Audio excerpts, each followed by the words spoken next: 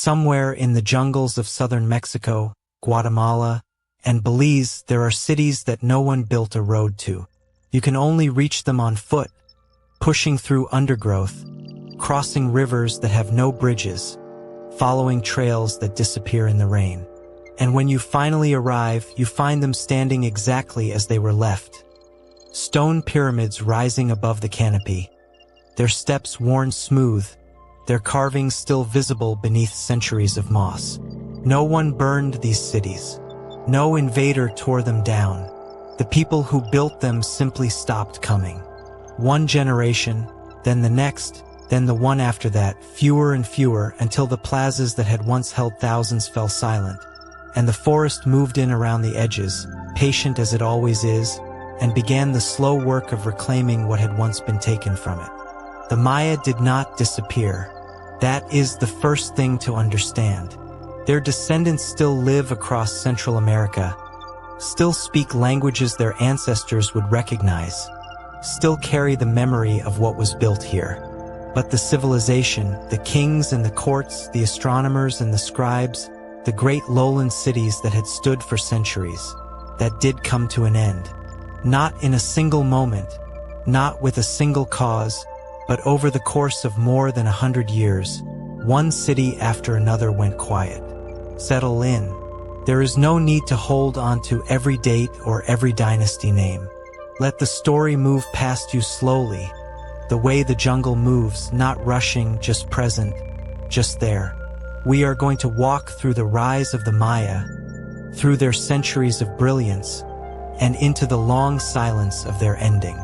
And at the end, we will sit for a moment with what remains. The question of what exactly went wrong, and what it means that we still do not entirely know. This is the story of a vanished world. The Maya did not appear suddenly. They grew slowly over thousands of years, from small farming villages along river valleys into something that would eventually become one of the most sophisticated civilizations the Americas had ever seen. By around 2000 BCE, communities across what is now southern Mexico and Guatemala were already planting maize, living in permanent settlements, burying their dead with care. By 1000 BCE, the first large ceremonial centers were beginning to take shape, platforms of earth and stone that told anyone who approached, "We are not just surviving here. We are building something."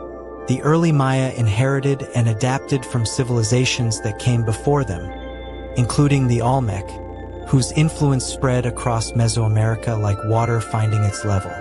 They took ideas about calendars, about writing, about the relationship between rulers and gods, and they made those ideas their own, pushed them further, elaborated them into something no one else had quite attempted. By the 3rd century BCE, cities like El Mirador in present-day Guatemala were already enormous. Complexes of temples and plazas connected by raised stone causeways through the jungle. El Mirador alone may have held tens of thousands of people. And this was before what most scholars call the Classic period had even begun. What the Maya were building across the lowland forests of the Yucatan Peninsula and beyond was not a single empire with a single capital. It was a world of city-states, dozens of them, each with its own royal dynasty, its own patron gods, its own local identity. Tikal, Calakmul, Palenque, Copan, Caracol, each city a center of its own universe, connected to the others through trade and marriage alliances and, frequently, war. This is one of the things that makes the Maya fascinating and, ultimately, difficult to fully understand. There was no single Maya emperor, no one person to whom all the others answered. The civilization was a mosaic, held together not by central authority, but by shared culture, shared beliefs, shared language, and a shared understanding of how the world worked and what human beings owed to the forces that governed it. From roughly 250 CE to 800 CE, the period historians call the Classic Maya, the cities of the lowlands reached their fullest flowering. Walk through Tikal at the height of its power, and you would find yourself in a city of perhaps 60 to 90,000 people, surrounded by suburbs stretching miles into the jungle, connected by causeways and reservoirs and the hum of a civilization fully alive. The temples were painted. That is something easy to forget when you see them now, their limestone surfaces pale and worn. At their height, Maya temples were bright red, covered in painted stucco, their roof combs rising above the canopy like beacons visible from miles away. The plazas were filled with stelae, tall stone monuments carved with the faces of kings and long columns of hieroglyphic text recording their victories, their marriages, their divine lineages. Maya writing is one of the great intellectual achievements of the ancient world.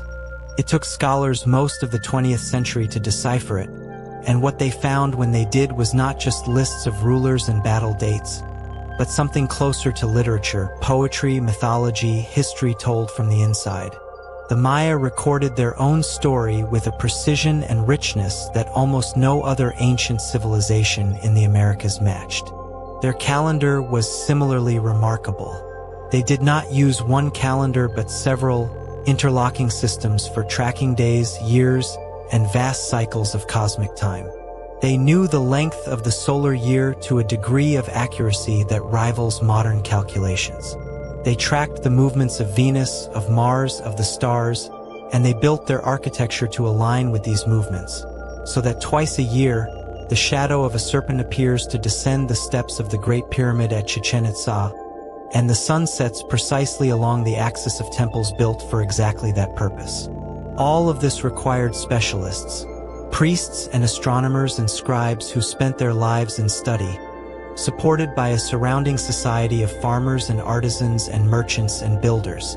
The Maya agricultural system was extraordinary in its own right. Raised fields in low-lying swampy areas, terraces cut into hillsides, elaborate canal networks to manage water across a landscape that could swing between flood and drought within a single season. They were not untouched by conflict. The classic period saw constant warfare between city-states, with kings captured and sacrificed, cities sacked and rebuilt, alliances shifting across generations. The two great superpowers, Tikal in the south and Calakmul in the north, fought a cold war for dominance that lasted centuries, each one recruiting client states, positioning allies, trying to encircle the other.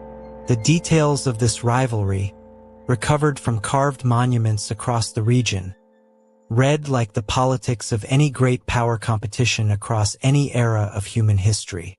And yet, for all this violence, the civilization held. Cities were attacked and recovered. Dynasties fell and new ones rose. The population grew. The forests were cleared for farmland. The temples rose higher. Then, sometime in the late 700 CE, things began to change. It did not happen all at once. That is the most important thing to understand about what the Maya called, in their own calendar, a time of endings. The first signs appeared in the southern lowlands, the heartland of classic Maya civilization. At some cities, the construction of new monuments began to slow. Stelae that had been erected every 5 or 20 years stopped appearing. The last known long count date at Tikal is 869 CE. At Quirigua, 810 CE. At Copan, 822 CE. At city after city, the stone record simply ends. This was not nothing. These were civilizations where recording time was a sacred act, where the erection of a monument was a statement of cosmic as well as political significance. When a city stopped raising stelae, it meant something fundamental had changed. It meant either that there was no longer anyone with the authority to commission them, or no longer anyone with the skill to carve them, or no longer a reason to try. At the same time, the archaeological record shows evidence of stress accumulating across the region. Skeletal remains from this period show signs of malnutrition in populations that had previously been well-fed. There is evidence of increased violence, massacre sites, unburied bodies, signs of rapid abandonment. At some cities, the last construction phases show work done hastily, with less skilled labor, as if the craftsmen were gone and whoever remained was doing their best with what they had. The reservoirs, those great engineering achievements that had made cities possible in a landscape with no rivers, began to show evidence of mismanagement. Silt building up, water quality declining, the careful maintenance that had sustained them for generations apparently faltering. And then there was the climate. Paleoclimatologists studying sediment cores from lakes across the Yucatan Peninsula have found evidence of severe droughts during exactly the period when the cities were collapsing. Not one drought, but a series of them, prolonged dry spells arriving decade after decade in the late 800s and early 900s CE, precisely when the southern lowland cities were going silent. By 900 CE, the great cities of the southern lowlands were empty or nearly so. Tikal, which had held perhaps 80,000 people at its peak, held almost none. The reservoirs were dry or choked with silt. The plazas were empty. The jungle was already beginning its patient encroachment, pushing roots into the mortar between stones, sending branches across the faces of carved monuments. What happened to the people? They did not die in place, not all of them, not most of them. Population estimates suggest a drop of somewhere between 50 and 90% across the southern lowlands over the course of the terminal classic period. Some people died. Many more left. They went north to the cities of the northern Yucatan, where the collapse came later and less completely. Cities like Chichen Itza and Uxmal and later Mayapan continued to thrive for centuries after the southern cities had gone silent. They went to the coasts, where trade networks offered different opportunities. They dispersed into smaller communities that did not require the complex infrastructure, the massive reservoirs, the elaborate agricultural systems that had sustained the great lowland centers. But the civilization as it had existed, the dense web of interconnected city-states, the royal dynasties claiming divine descent, the massive construction projects, the long-distance trade networks, the scribes producing bark paper books in hieroglyphic script that did not survive in the South. It ended. The causes are still debated. Most scholars today believe the collapse was not the result of any single factor but of several converging at the same time, each one making the others worse. Drought reduced harvests. Reduced harvests strained the relationship between rulers and the people who fed them. Strained relationships produced instability. Instability disrupted trade networks. Disrupted trade networks cut off access to goods that cities had come to depend on. Warfare between cities, which had always existed, intensified as resources became scarcer, making everything worse. Population that had grown beyond what the land could sustainably support met a climate that could no longer support even what it had before. And beneath all of this, there may have been something subtler, an erosion of faith. The Maya kings ruled not just as political leaders but as mediators between the human world and the divine, the people who kept the cosmic cycles turning, who maintained the relationship with the gods that kept rain falling and crops growing. When the rains stopped, when harvests failed year after year, the legitimacy of those rulers was called into question in the most fundamental possible way. If the king could no longer keep the sky in order, why follow the king? The forest grew over the cities. It took them back so completely that by the time European explorers began arriving in the 16th century, many of the great classic sites were entirely unknown to them, buried under centuries of growth. Local Maya populations often knew where the old cities were. They sometimes quarried their stones, sometimes left offerings at their temples, but the knowledge was not something that traveled to the outside world. It was not until 1839 that an American traveler named John Lloyd Stephens and his British illustrator Frederick Catherwood traveled into the jungles of Central America and came back with drawings of what they had found: vast stone structures, carved monuments, hieroglyphs covering every surface. Their books caused a sensation in Europe and America. The idea of a lost civilization hidden in the jungle caught the imagination of the world and has never fully let go. The decipherment of Maya writing took more than a century of work by scholars across multiple countries and disciplines. The key breakthrough came largely in the 1950s and 1960s, when researchers realized that Maya glyphs were not purely symbolic but phonetic, that they could be read as sounds assembled into words spoken aloud. This changed everything. Suddenly, the stones were not just decorative. They were texts. They were history told by the people who lived it. What those texts revealed was more complex and more human than the older myths of a peaceful, astronomically obsessed civilization had suggested. The Maya were political. They were strategic. They went to war. They performed elaborate rituals involving blood and pain. They wrote poetry. They made jokes. They worried about the future. They loved their children. Today, approximately 7 million Maya people live across Mexico, Guatemala, Belize, Honduras, and El Salvador. They speak more than 30 distinct Maya languages. Many of them maintain connections to the cultural and spiritual traditions of their ancestors. The civilization did not vanish. It transformed, survived conquest, survived epidemic disease that killed perhaps 90% of the indigenous population of the Americas in the century after European contact, survived centuries of suppression, and continues. The ruins stand in the jungle, slowly being excavated, slowly giving up their secrets. New sites are still being found. LiDAR surveys, aerial scanning technology that can see through jungle canopy to the ground below, have in recent years revealed entire city complexes that no archaeologist had previously mapped.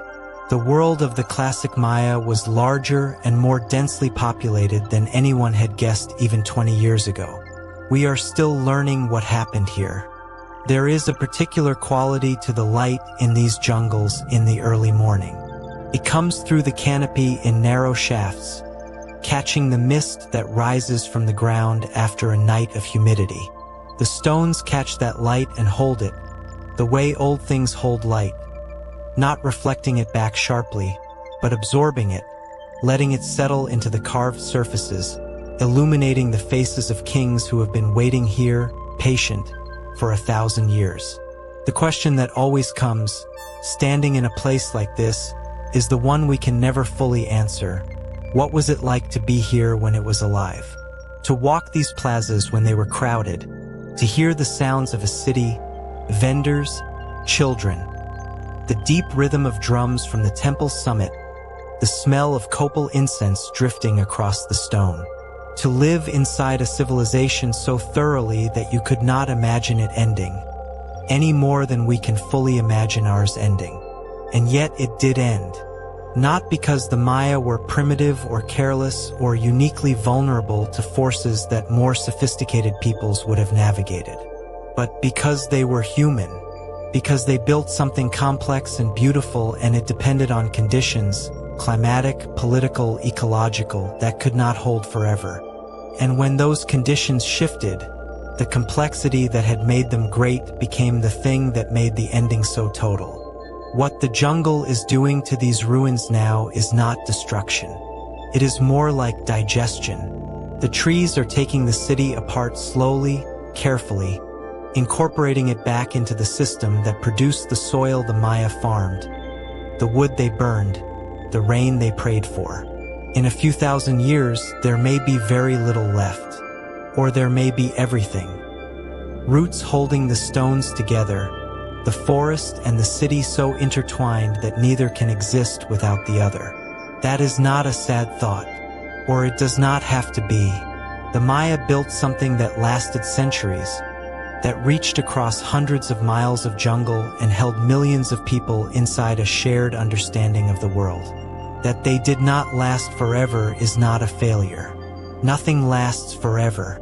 The question is only what you leave behind, in the stones, in the language, in the people who carry your memory forward into a world you cannot imagine.